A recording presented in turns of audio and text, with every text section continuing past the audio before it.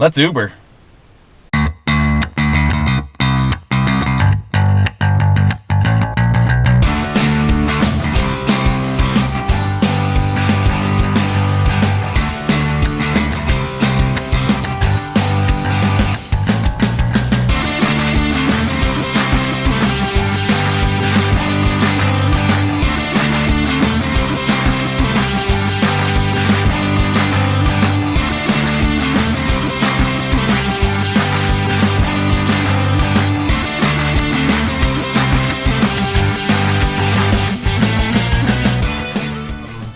Picked up this couple. One of them was from Kentucky, the other one was from Texas, and we were just chit-chatting about living in the South, and I talked about living in Virginia and differences between the South and living in Phoenix, and just whatever normal small talk that we always have.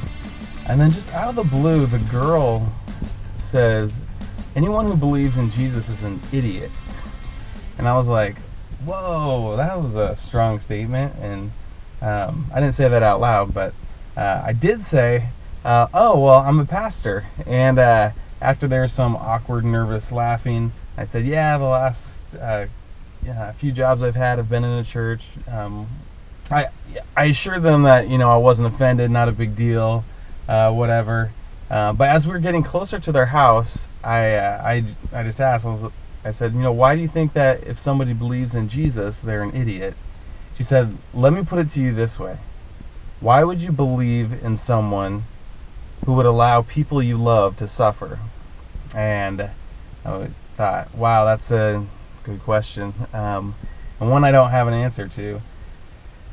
So we pulled into their driveway, and I turned off the Uber app, and I just turned to her and I said, that's a really good question about suffering, and I don't have a good answer. But I've been to a lot of places where there's a lot of suffering. I've been to places where there's war. I've been to places where there's disaster, and I've worked with people who have really suffered, and really I don't have an answer for that. What I do know is that Jesus isn't afraid of suffering. That Jesus, he didn't have to, but he suffered himself. And I don't know what that means, but I do think it's significant. And so she just looked at me with like this look of, I don't even know what the feeling was, but it wasn't a happy face. She was either just disgusted with me or angry, and at least that's what I was thinking. And so I got up and I got out and opened the car doors and let him out of the car, and then I got back in my seat, and I was about to shut the door, and I see her, and she's standing right there at the window, or at the door. The door's open. And we just like looked at each other like for a couple of awkward moments, and then she said, "I need a hug." And so I got up and I hugged her, and she just like squeezed me so tight.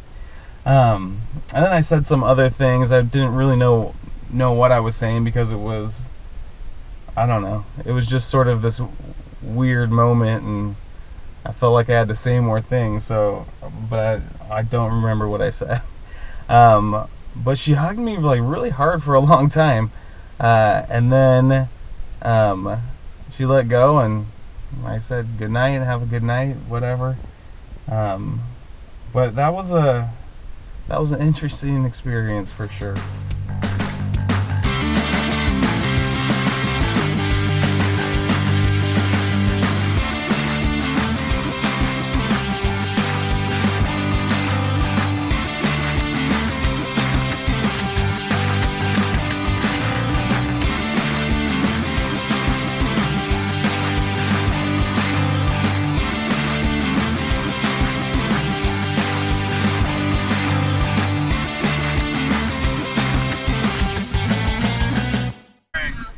John for driving us. I hope I make this on YouTube one day. Yeah. All right. Thank you. Bye.